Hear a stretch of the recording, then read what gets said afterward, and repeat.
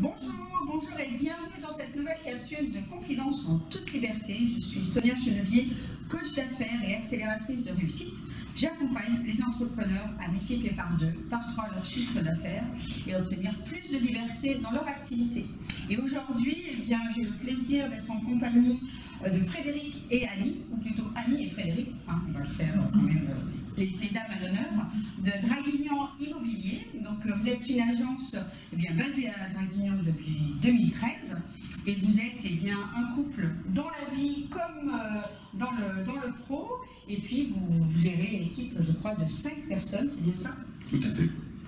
Bien, en tout cas, merci d'avoir accepté cette entrevue. Et puis, peut-être Frédéric et Annie, si vous voulez vous présenter un petit peu plus pour ceux qui ne vous connaissent pas encore.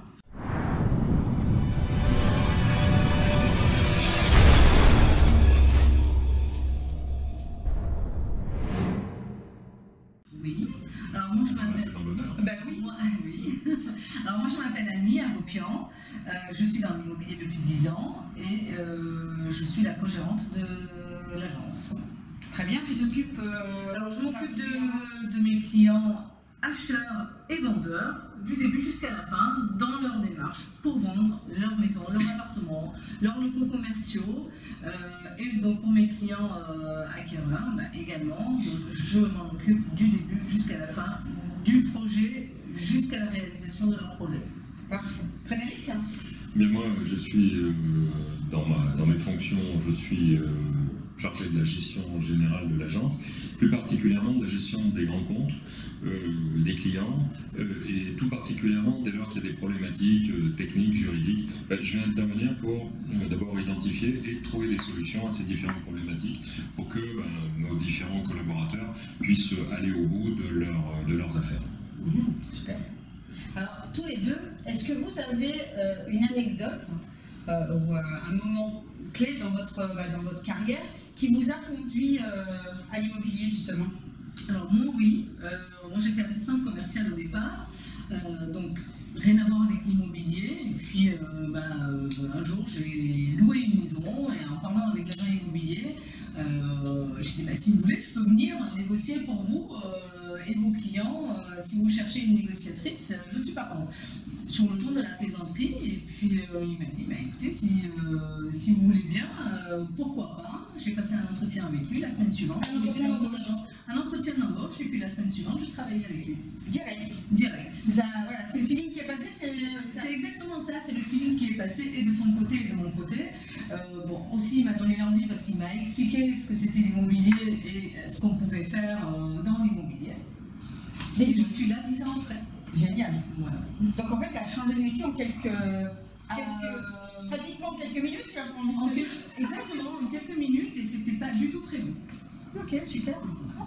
Frédéric?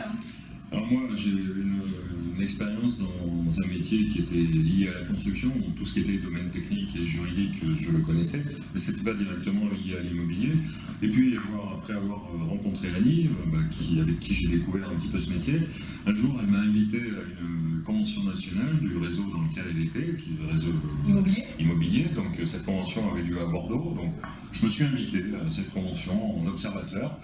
Et puis là, j'ai eu le plaisir de découvrir des gens qui étaient à la fois passionnés, qui étaient amoureux de leur métier, et qui étaient surtout qui étaient dynamiques, qui avaient envie de, je veux dire quelque part, alors on en voit un peu à la télé, mais qui avaient envie de tout casser, une motivation de dingue. Et je me suis dit, si ces gens-là, si on retrouve des dizaines, voire des centaines de personnes ce week-end-là, qui partagent à peu près tous les mêmes valeurs, moi ces valeurs-là, ça me parle. J'ai dit, je suis tout à fait capable de les rejoindre. Et comme c'était un moment donné où on imaginait une nouvelle carrière, une nouvelle vie, c'était le moment de se lancer à deux dans une entreprise ensemble. Ok, super. Donc ça s'est fait peu de temps finalement après cette convention. Ouais, tout à fait. Je crois que 3 mois après, je signais le contrat pour ouvrir l'agence. D'accord, super. Super. Mais toi, tu étais déjà dans l'immobilier? J'étais déjà dans l'immobilier. D'accord, ok. D'accord. Parfait. Quelles sont vos valeurs non négociables dans le travail? Pour moi, c'est l'honnêteté. Oui. Il faut être honnête avec soi-même et surtout avec les autres. Ça, c'est pas mal. Parce que être honnête avec soi-même, c'est pas toujours. Oui. Ah, c'est vrai. Ah, oui. On parle Mais toujours ça d'honnêteté. Voilà. vis-à-vis des gens, Ouais. mais il faut être honnête avec soi-même aussi. Ça commence par soi. Oui, très bien. Une bonne valeur. Frédéric? Alors moi, ce qui n'est pas négociable chez moi professionnellement, c'est l'exigence du travail bien fait. Ça, c'est... Non, l'exigence du travail mal fait. Non, l'exigence du travail bien fait. T'es exigeant, voilà. Oui, oui. Voilà. Donc ça, pour moi, on ne peut pas négocier ce point-là. À partir du moment où c'est du pro, à partir du moment où on bosse, où on exerce un métier, on ne peut pas faire autrement que de bien faire. Voilà. Tout à fait. Il n'y a pas d'autre possibilité. On recherche un petit peu l'excellence, tout ça. Oui, c'est la recherche de l'excellence. C'est ça, tout à fait. Donc c'est une très belle valeur de chercher à être... La médiocrité professionnelle ne fait pas partie de mon monde. D'accord. Ne te fait pas rire, en fait, j'imagine. Non. De par le fait. Bien que, bon là, un petit peu, mais sinon, Oui, on est d'accord. Ok. Et Annie et Frédéric, quelles sont, ou quelle est votre plus belle qualité, que ce soit professionnelle comme... Pour moi, ce serait la convivialité, la sympathie. D'accord. Oui.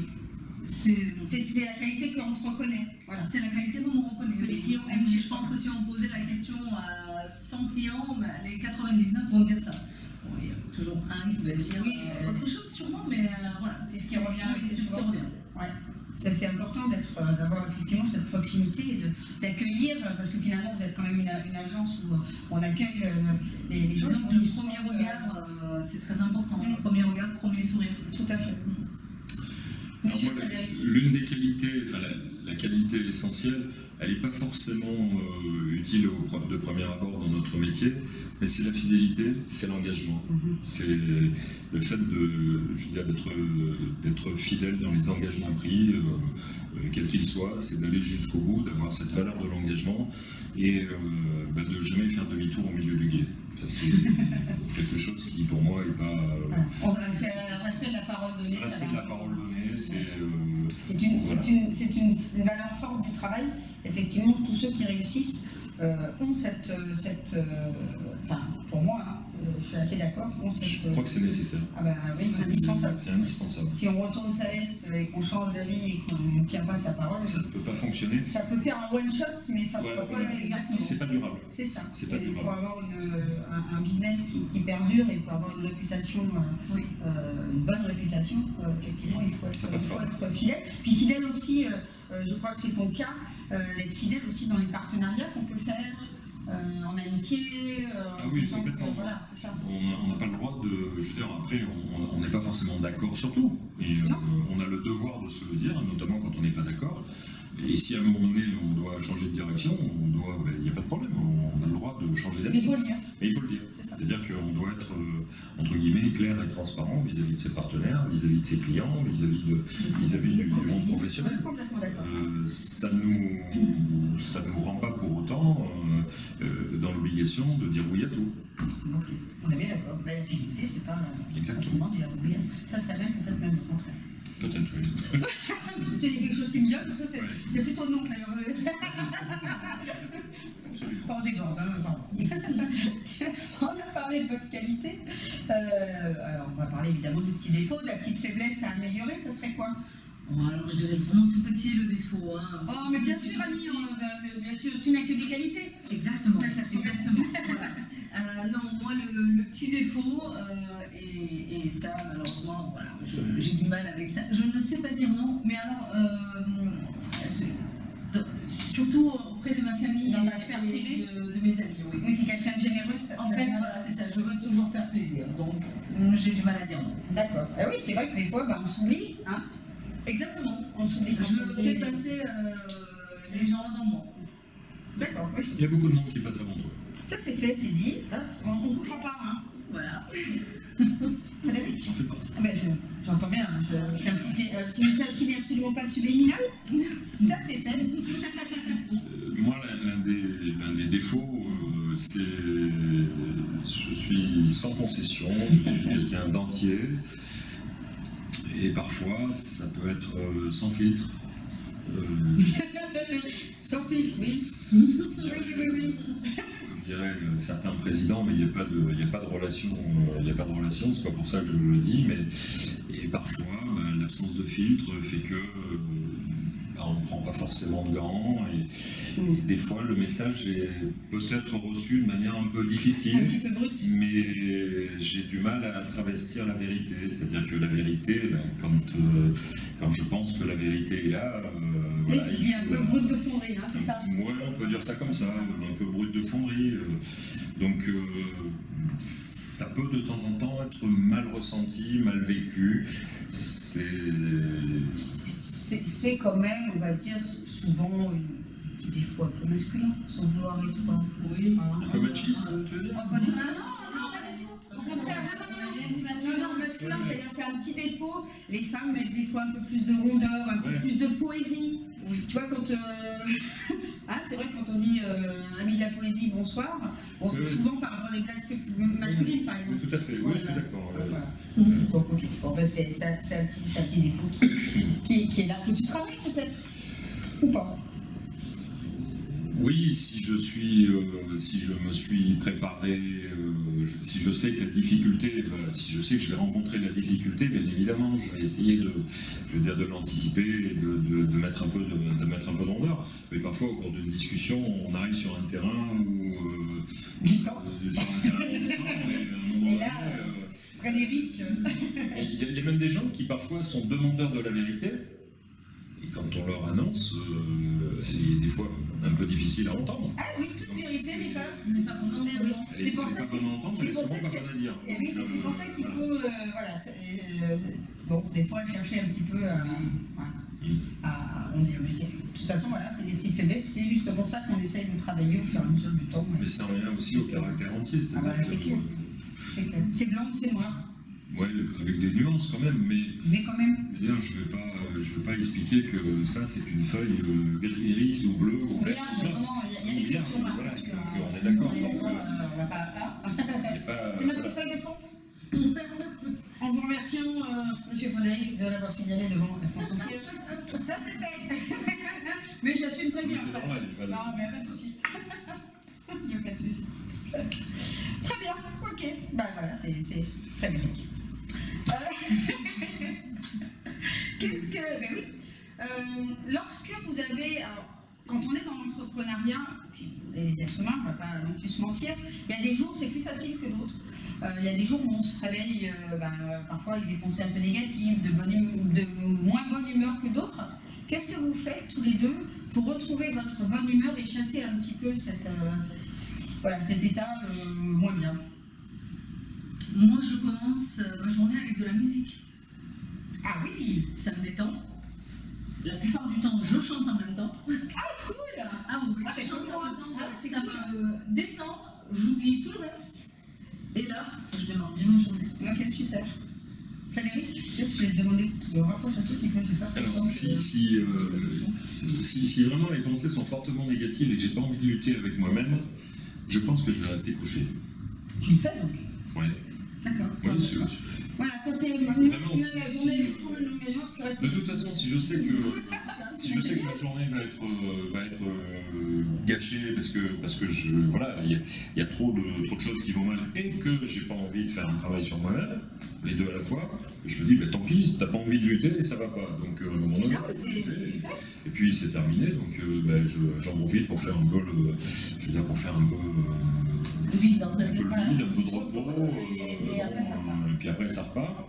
Et par contre, si j'ai quand même envie de lutter, à ce moment-là, je vais me dire, s'il y a quelque chose qui ne va pas, je vais commencer à regarder le problème sous tous les angles. Et puis peut-être qu'en même temps que les mauvaises pensées, il va forcément me venir des bons aspects. Puis tout compte fait, les bons aspects vont prendre le dessus sur les mauvais. Et puis ça va le faire, ça va y aller. D'accord. Ok, tu analyses la situation, tu essayes de voir ça sous différents... Je reste couché que quand j'ai pas envie d'analyser. D'accord, ok. Si j'ai pas envie... tant pis. Voilà. Mais de toute façon, si j'ai pas envie, ça sert à rien de venir faire des trucs à contre-cœur et de pas être bon. Ça sert à rien, voilà. Et pas arrondir les dents. Pas arrondir les dents. En plus, t'as raison. C'est bien que tu réfléchis aussi, c'est bien. Voilà. Merci pour cette petite info. Ça peut peut-être donner des pistes à certains qui ne savent pas comment faire quand ils sont... Voilà. Il y a des moments où ça m'arrive aussi de rester un peu plus formé parce que je ne me sens pas bien.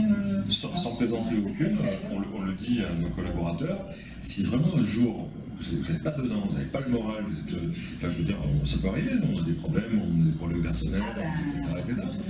Il vaut mieux se faire remplacer que dans un métier où on est au contact d'une clientèle. Ça ne sert à rien d'aller au contact d'une clientèle alors qu'on a des tas de problèmes à régler par ailleurs parce qu'on ne va pas être dans le coup. Mais c'est vrai que quelque part, c'est presque un bon conseil pour ceux qui nous regardent. Et il y a des moments où il vaut mieux rester effectivement chez soi et voilà, plutôt que de venir passer une mauvaise journée. Particulièrement inefficace. Tout à fait. Et en plus donner peut-être une mauvaise image, une mauvaise impression. Complètement. Si on n'est pas bon, ça ne sert à rien. Alors il ne faut pas être mauvais tous les jours non plus. Oui, c'est ça. Non plus. Non plus. Qu'est-ce qui ne vous fait pas rire du tout dans la vie? Moi, je dirais la mauvaise foi des gens. Il nous arrive parfois, alors je ne vais pas dire souvent parce que c'est pas vrai, parfois de tomber sur des gens qui sont vraiment de très mauvaise foi, c'est toujours quelque chose à dire, tout ce que vous dites, tout ce que vous faites. Ça me... Voilà. Pourtant, je suis plutôt... Oui, plutôt accueillante et... Voilà. Et là, je me ferme un peu parce que je me dis non, là, c'est la mauvaise foi des gens, c'est vraiment pas agréable. C'est clair. Moi, ce qui me fait pas rire du tout, mais c'est pas dans le cadre professionnel, c'est vraiment dans le cadre de la vie en général. C'est la misère ou le malheur, peu importe, le malheur des hommes. Je crois qu'on peut rire de tout, à partir du moment où on est sur des situations fictives. On peut rire de toute forme de blague, etc. Oui, sur tous les sujets. À partir du moment où on est dans le virtuel. Général, c'est-à-dire qu'on ne s'adresse pas à quelqu'un en particulier. On ne s'adresse pas à quelqu'un en particulier. À partir du moment où on a une personne en particulier, à partir du moment où c'est un cas concret... Comme une tête de turc. Oui, je veux dire, ça on n'a pas le droit. Je veux dire... J'ai des... Mais alors, même pas en rêve de...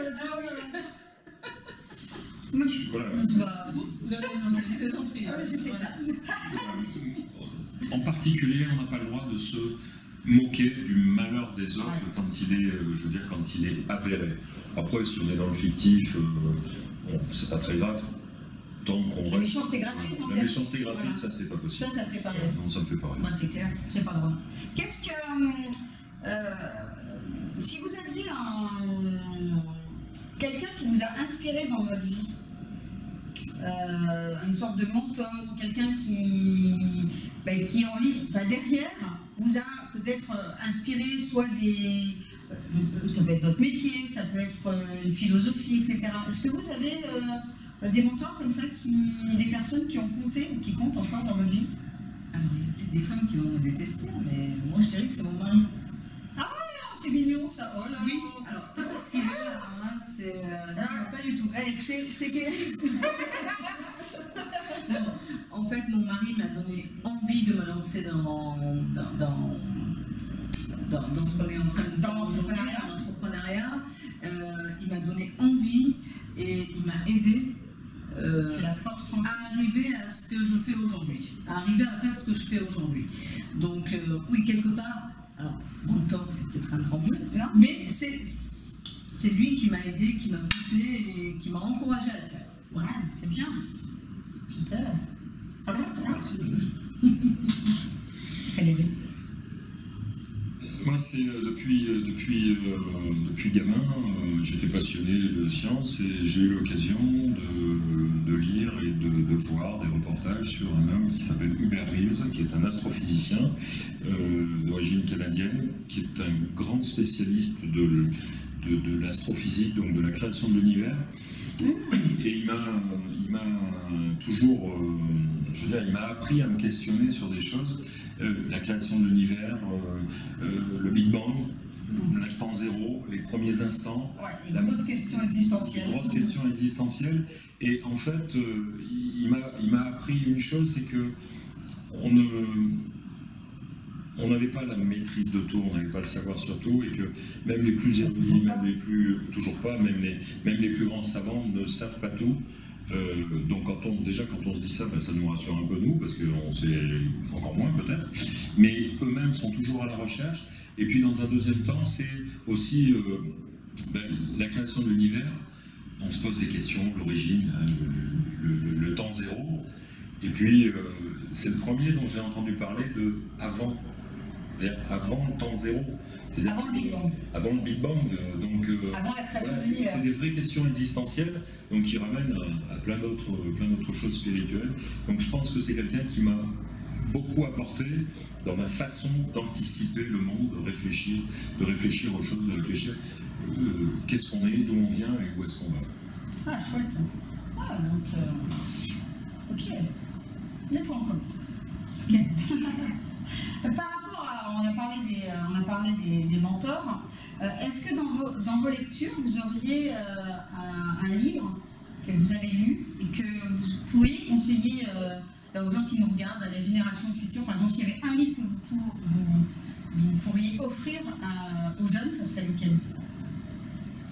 Alors, moi, ce serait Huxley, Le meilleur des mondes. D'accord. C'est un livre que j'ai lu quand j'avais 17-18 ans et qui m'a marqué. Alors aujourd'hui, peut-être que ça marquerait un peu moins parce que c'est plus concret déjà dans notre vie de tous les jours. Mais c'est un livre qui m'a vraiment marqué à l'époque. Alors ça parle de... en fait, je vais vraiment résumer, ça parle de dénaturer la nature. D'écologie. Respecter la nature, ou de ne pas respecter la nature, les conséquences de ne pas respecter la nature. En fait, les conséquences de transformer la nature. On parle d'une société humaine qui est gérée par des gouvernants et qui pratique la génétique bien avant là, parce que ce livre a 40 ou 50 ans, plus de 40 ans. Et où on pratique la génétique pour former des citoyens de première catégorie, des citoyens de... Ah, les films fantastiques qu'on a aujourd'hui, c'est ça. Exactement, c'est tout à fait ça. Oui. Et donc, ce livre, en fait, est un... Je veux dire, c'est prémisse. C'est pratiquement une prédiction, peut-être, de ce qu'on est un peu en train de vivre aujourd'hui, et qu'il faut réellement manipuler avec précaution. Voilà. Bien compris. Toi, ça serait le même livre que tu conseillerais ou tu en as un autre? Non, j'en ai un autre. Moi, si je devais transmettre un livre aux générations futures, ça serait la Bible. D'accord. Que tu as lu? Alors, que je n'ai pas lu en intégralité, mais que je lis par fraction et sur laquelle je travaille dessus. Pourquoi? Parce que la Bible, c'est pas un roman, c'est pas un livre, c'est pas un essai, c'est pas un livre politique, c'est pas... Voilà. Ça peut pas se lire comme une histoire, donc ça veut dire que quand on lit des versets de la Bible, on ne peut pas, je veux dire, on peut pas aller d'un bout à l'autre. Donc il faut en lire des passages et puis y réfléchir, peut-être en revenir dessus, aller voir dans quels autres chapitres on va retrouver les personnages dont on parle, Donc encore une fois, tu te poses des questions par rapport à ça? Oui, bien sûr. Tu es un homme qui te pose des questions? Oui, je me pose énormément de questions, tout en essayant d'apporter des réponses.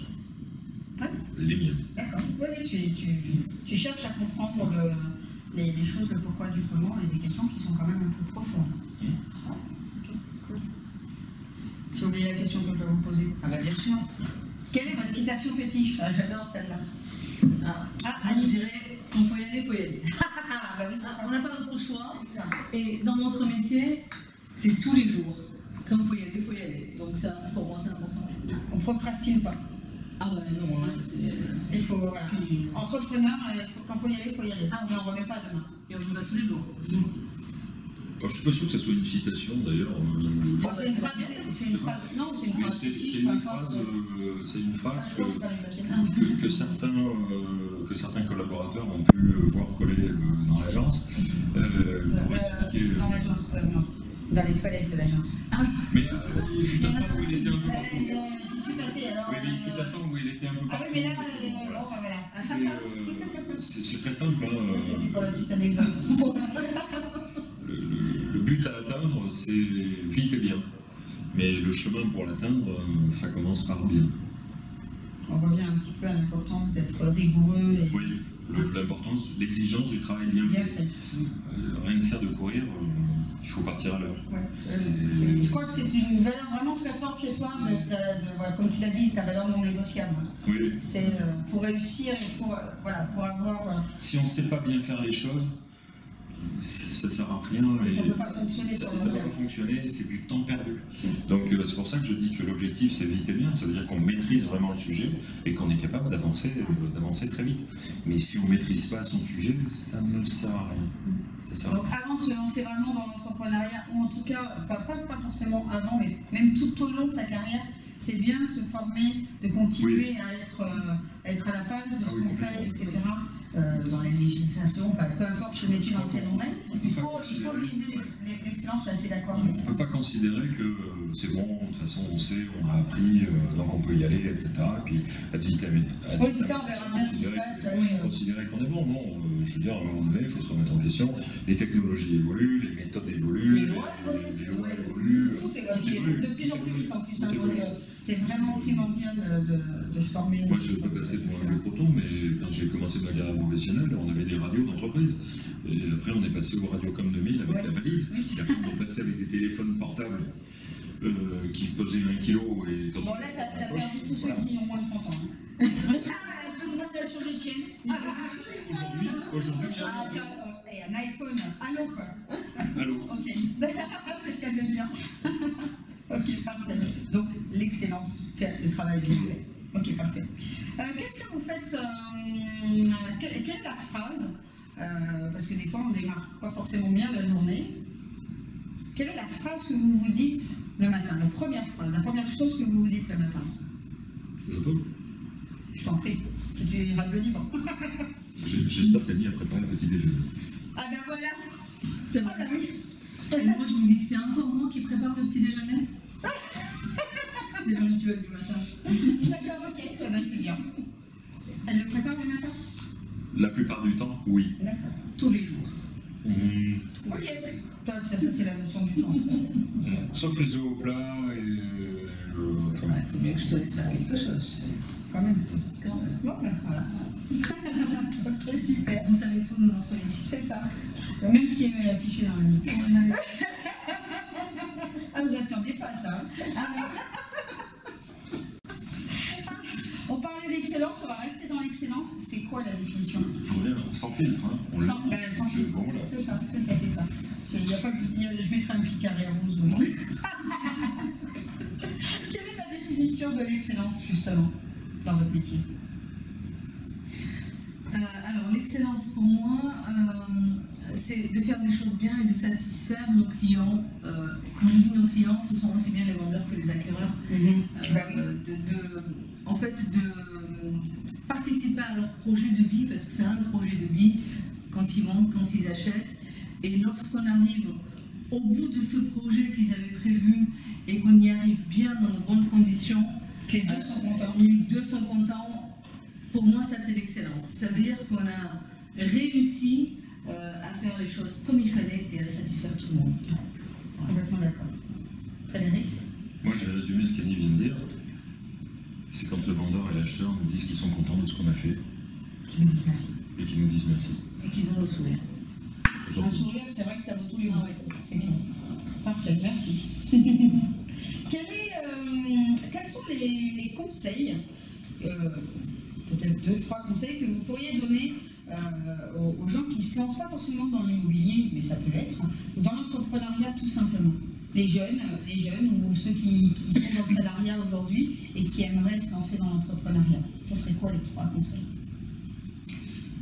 Moi, je dirais, personnellement, je me suis lancée une première fois avant de me lancer dans l'immobilier.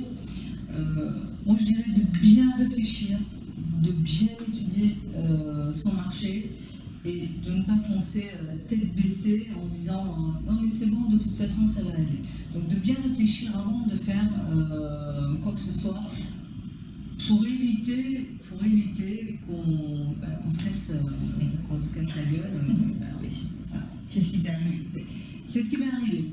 C'est ce qui m'est arrivé. Donc, au-delà de réfléchir, peut-être d'avoir quelque chose, on avait parlé peut-être de faire peut-être une étude ou... une au moins une étude de marché, ça c'est très important, sans ça, on se casse la gueule justement. Donc, et de faire une étude de marché cohérente, logique. Passer du temps à... Passer du temps. Ah, ça se fait pas en 5 minutes. Voilà, c'est ça. D'accord. Ça c'est le premier conseil. Moi, ce que je donnerais aussi comme conseil aux gens qui veulent se lancer dans l'entrepreneuriat, c'est pourquoi attendre. Si on a l'âme et la mentalité d'un entrepreneur, ça ne sert à rien d'attendre. Je veux dire, de toute façon, plus on va attendre, plus notre besoin de sécurité, notre besoin de confort va augmenter, et moins on aura envie de se lâcher, non pas d'une main. Hein. L'entrepreneuriat, c'est on ne se lâche pas d'une main, on se lâche des deux mains. Et parfois même les pieds. Donc il faut surtout pas attendre quand on a ça au fond de soi. C'est ça, quand on a ce rêve-là de devenir indépendant et de... Voilà. Il faut pas hésiter, il faut y aller. Après, il faut avoir le bon sujet, il faut avoir, ce que disait Annie, aussi des bons accompagnants, avoir une bonne réflexion. Un coach d'affaires. Voilà, un coach d'affaires. Oui, tout à fait. Évidemment. Mais, effectivement, se faire entourer. Et... Non, mais comment c'est possible sans un coach d'affaires? Exactement. Et quand on parlait tout à l'heure d'études de marché, je crois que il ne faut pas faire une étude de marché, il faut faire 2 ou 3 études de marché qui vont venir compléter sa propre étude qu'on aura faite tout seul. Parce que d'abord, si on l'a fait avec d'autres, en fait, si on ne connaît pas, ben, on va se calquer sur ce qu'ils auront décidé. Donc il faut se faire sa propre opinion, aller la confronter à 2 ou 3 opinions différentes. Si tout le monde est du même avis, ça veut dire qu'il faut y aller, ou ne pas y aller si les avis sont mauvais. Mais c'est important de bien s'entourer et de ne pas imaginer que les autres ne servent à rien. Non, il faut aller s'appuyer. Il faut aller s'appuyer sur les autres. Et parfois, même éventuellement, dans certains métiers c'est possible, dans d'autres c'est peut-être plus difficile, mais aller aussi aller s'appuyer sur la vie de la concurrence. Ah oui. La vie de la concurrence, ça des fois on n'ose pas, c'est vrai qu'on se dit on va être mal reçu, etc. Pas forcément. Mais pas forcément. Pas forcément. D'ailleurs, on peut aller voir la concurrence qui n'est peut-être pas au pied de là où on voudrait se mettre. Oui, absolument. Oui, on peut aller un peu plus loin. Donc eux, on n'est pas forcément. Surtout quand on a une activité, on va dire, un peu locale, si on va 100 km plus loin, les gens, ils oseront. C'est facilement de donner des conseils, etc. Je crois que c'est. Mais c'est vrai que c'est un bon conseil d'aller voir justement les professionnels qui ont fait le chemin avec vous et qui seront à même de donner des vrais bons conseils. Oui, des vrais bons conseils. Des vrais bons conseils. Ils ne sont pas toujours faciles à trouver. Non, mais après en envoyant plusieurs, c'est toujours pareil, il faut qu'on voit qu'un. Et quand les avis concordent, on se dit bon. Oui. C'est là. Ça doit être vrai. C'est que ça doit être vrai. C'est ça. Donc on peut y aller. C'est ça. Ok, merci. Est-ce que vous auriez, à contrario, par exemple, si vos enfants, votre famille, vos proches, vous laissent lancer dans l'entrepreneuriat demain, quelles erreurs vous aimeriez qu'ils puissent éviter? Bon, j'ai pas fait d'enfant pour pas donner de conseils. C'est toujours plus facile. Ah ben oui, c'est celui-là. Mais bon, la famille, des amis, oui, j'aimerais te dire, qu'est-ce que tu... Alors, je reviens à ce que je disais tout à l'heure, de ne pas foncer tête baissée sans réfléchir. Voilà. Ça, c'est le conseil que je donnerais pour que ce soit bien réfléchi. C'est assez important, ça peut changer une vie, donc c'est assez important pour bien réfléchir. C'est un conseil que je donnerais. Moi, je crois que si on a le sens de l'entreprise, on a le sens de l'ouïe, on a le sens de la vue et on a le sens de l'odorat en même temps. Et donc, il faut aller sur le terrain, voir ce qui se passe, écouter ce qui se dit et sentir ou ressentir ce qui va être demain notre terrain de jeu, notre marché. Voilà. Mais des fois, c'est pas sur le terrain. Aujourd'hui, il y a beaucoup de choses qui se passent sur Internet, par exemple. Mais Internet est un terrain. C'est un terrain. C'est un terrain. Quand je parle de terrain, c'est pas forcément parce que nous, on est dans l'immobilier, donc on va dire que le terrain, c'est le terrain des rues avec les maisons, les appartements, etc. Mais tous les marchés ont leur terrain. Donc après, chacun de définir son terrain, mais ça fait partie de l'étape précédente. Hein. Quand on veut se lancer dans quelque chose, il faut quand même savoir dans quel cadre on va. Ça me paraît quand même être le minimum. Et si le terrain de jeu c'est Internet, il faut bien être vigilant sur la toile pour aller regarder comment ça se passe, comment les autres font. Comment les autres font. C'est quoi la tendance? Exactement. Moi, j'ai souvent adopté une méthode, c'est la méthode du petit voleur chinois. Du petit voleur chinois? Oui, parce que les Chinois copient tout ce qui marche.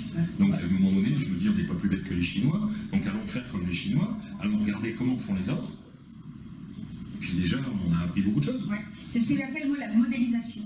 Et ça retombe parfois dans le mentoring et dans le coaching, c'est un peu la même chose d'ailleurs. C'est aller prendre ce qui marche, le mettre à sa sauce. Mais il y a un process. Les gens qui réussissent, les gens qui ont vraiment du succès dans leurs affaires, ont une méthodologie bien précise. Et c'est vrai que quand on reproduit, on modélise, c'est comme ça qu'on y arrive plus rapidement, plus vite et plus facilement aussi. On n'est pas obligé de réinventer la roue. Par contre, on y met sa sauce, on y met son empreinte, c'est-à-dire que autant la copie, faire que du plagiat, je ne suis pas sûre que à long terme ça réussisse. C'est s'inspirer de prendre le modèle qui fonctionne et le mettre avec sa personnalité, avec son savoir-faire, avec son propre talent, parce que moi, tous les gens que je rencontre, des professionnels comme vous en Dracénie et partout en France, chaque personne que je rencontre a vraiment son unicité, a sa spécificité. Vous êtes un couple où je trouve que vous vous complétez super bien, hein. Chacun a son domaine d'excellence et d'expertise, et vous êtes parfaitement répartis les tâches. Et ça aussi, c'est quelque chose qui est intéressant. On prend un modèle qui fonctionne dans l'immobilier, mais après, voilà, on y met sa patte et sa personnalité. Moi, j'avais un de mes premiers patrons dans l'entreprise qui m'avait un jour expliqué que la différence entre un entrepreneur qui réussit et un entrepreneur qui ne réussit pas, c'est quoi? C'est 1%. C'est 1%. Eh oui, c'est 1%. C'est 99%. Non. Ah non. Un entrepreneur qui réussit, c'est quelqu'un qui fait 51% de choses qui sont bien valorisées, c'est-à-dire 1% de plus que la moyenne. Et un entrepreneur qui ne réussit pas, c'est quelqu'un qui fait 49% de choses bien valorisées. C'est 1% de moins que la moyenne. La différence, c'est 1%. Quelqu'un qui réussit, il réussit à faire 51% de bonnes choses et il n'en fait que 49 de pas bien. Parce qu'il ne faut pas rêver. Je veux dire, on ne fait pas que des choses bien. Il y a des choses qu'on aurait pu mieux faire, on peut toujours s'améliorer. Et ce qu'on fait réellement bien, c'est, on va dire, alors, il y a des gens qui disent, mais moi je fais à 90%, je fais bien. Bon, ok, on en reparlera plus tard. Mais déjà, quand on réussit à faire 51% de choses bien, on a réussi. Ça marche, ça fonctionne. Et bien 51%, ça fonctionne. Un peu plus que la moitié. Ouais. Et c'est ce pourcent qui est important. Et bien, quand on va regarder chez les gens ce qui marche, on va un peu calquer, c'est pas faire du copier-coller, on va adapter. Et puis, si on s'aperçoit qu'il y a des choses qui sont perfectibles, c'est le fameux pourcent qu'on va perfectionner qui va faire qu'on va passer de 49 à 51. Voilà. Donc ça fait 2%. Oui, mais c'est c'est des maths. Ok. Avant de terminer, est-ce que, j'aime bien cette petite question piège que j'aime bien, quelle est la question que vous n'aimeriez pas que je vous pose? Moi, toutes les questions, vous pouvez me les poser. Je vous répondrai ou pas. Ah ben voilà, comme ça, pas de souci. Moi, il y a un point que j'aimerais pas aborder, c'est qu'on me pose la question sur la confiance que j'ai dans l'avenir immédiat de mon pays. Je n'aimerais pas parce que je pense que ma réponse ne sera pas forcément rose. D'accord. Ok, je ne vais pas t'accuser. Je vais faire des pénales. Ok, parfait. Est-ce que vous avez une petite actualité du moment, quelque chose que vous aimeriez, un petit message que vous aimeriez passer aujourd'hui? Je te laisse. Alors, depuis tout à l'heure que l'entretien a débuté, on a beaucoup parlé de la volonté de faire bien, qui passe par de la formation et de la formation continue. Depuis peu, on a repris quelqu'un en formation, en alternance d'ailleurs, Et je crois que c'est très important parce que notre avenir, il passe par la formation. Il passe par la formation. Formation de soi-même. Et la transmission. Et la transmission. Donc, je crois beaucoup au fait que on a besoin à la fois de se former, puis on a besoin de former les gens, on a besoin, pour pouvoir continuer, d'avancer. C'est-à-dire qu'il n'y a pas de statu quo, c'est-à-dire que ça n'existe pas. On est arrivé quelque part, soit on continue et on peut continuer de progresser, soit on s'arrête et de toute façon on va retomber. Surtout que, voilà, comme on l'a dit, tout va très très vite aujourd'hui, et c'est clair qu'il faut continuer à apprendre et à... On va dire qu'on est en recrutement permanent, non pas qu'on va prendre des gens tous les jours, c'est pas ça, mais on se pose toujours la question de savoir comment on peut prendre quelqu'un, le former, l'intégrer, faire en sorte qu'il s'épanouisse. Et nous, on est dans un métier où il y a deux possibilités. Où on est dans le perdant-perdant, ou on est dans le gagnant-gagnant. Il n'y a pas de gagnant-perdant et vice-versa. Donc soit on gagne ensemble, soit on perd et malheureusement on perd ensemble. Donc le but, c'est de former les gens pour qu'ils deviennent encore plus performants, encore meilleurs, de manière à ce qu'on gagne. Ça a quand même une contrepartie, c'est que ces gens-là, les gens que l'on veut trouver et à qui on est prêt à apporter une formation. Et votre expérience. Voilà, oui, et notre expérience. Ils ont notre expérience. C'est qu'il faut qu'ils aient une qualité principale, c'est l'envie. L'envie d'apprendre, l'envie de faire, l'envie de se lancer. Et de s'investir dans cette vie. Et de s'investir. Voilà. Ça, c'est la clé. De toute façon, en fait, dans notre métier, sur sa vie professionnelle, il faut ça. Oui. Dans notre métier, la personne qui veut venir faire ce métier, c'est presque déjà un entrepreneur. Oui, parce qu'il y a une partie, enfin oui, c'est... Il y a une partie d'investissement. Ils sont déjà indépendants, enfin, je sais vraiment. Voilà. Puis il y a une partie d'investissement, c'est-à-dire qu'ils vont forcément donner du temps pour apprendre, pour se former. C'est aussi des échecs qui vont être vécus, qui vont faire en sorte que les gens vont se former, etc. Donc, et vous êtes là aussi pour vous êtes là pour les partage les étapes. Donc là, concrètement, si vous avez envie de vous lancer dans l'immobilier, à Draguignan, voilà, à Draguignan, et bien, personne peut s'adresser à vous. Oui. Que ce soit motivé, ou les collaborateurs. Il faut bien comprendre une chose, c'est qu'à chaque fois qu'on prend une décision sur le plan fonctionnement, travail de l'agence, etc., cette décision elle est toujours partagée. Il n'y a pas de décision où les gens sont tout seuls dans leur coin en se disant là j'ai un problème, je fais quoi? Non, on va toujours partager. Oui. Puis vous faites des réunions de travail. Il y a toujours un suivi, il y a un accompagnement. Et même si dans ce métier d'immobilier, beaucoup de gens pensent que c'est un métier individualiste, etc., nous ici c'est un vrai travail d'équipe. Okay. C'est-à-dire qu'il n'y a personne qui dit moi ça j'y ai pas pu parce que je ne sais pas faire. Non, si tu ne sais pas faire, il y a quelqu'un à côté de toi qui saura faire, il y a quelqu'un pour te remplacer le jour où tu n'es pas là, il y a quelqu'un pour t'aider, il y a quelqu'un pour t'épauler. Parce qu'en réalité, on est quand même dans une entreprise. Et une entreprise, ça fonctionne avec un groupe de gens qui travaillent ensemble. Et pour moi, la valeur de l'ensemble, elle est fondamentale. D'accord. Ok, donc des personnes motivées, qui ont envie d'apprendre, qui ont cette envie de réussir, qui sont engagées dans leur vie professionnelle. C'est Frédéric et Annie. À Draguignan, immobilier à Draguignan. Draguignan Immobilier, 04 94 58 300. Voilà. Donc vous n'avez plus qu'à m'appeler, vous m'aurez moi personnellement. Ça c'est fait. Et je mettrai toutes les coordonnées sur Facebook, draguignan-immobilier.com.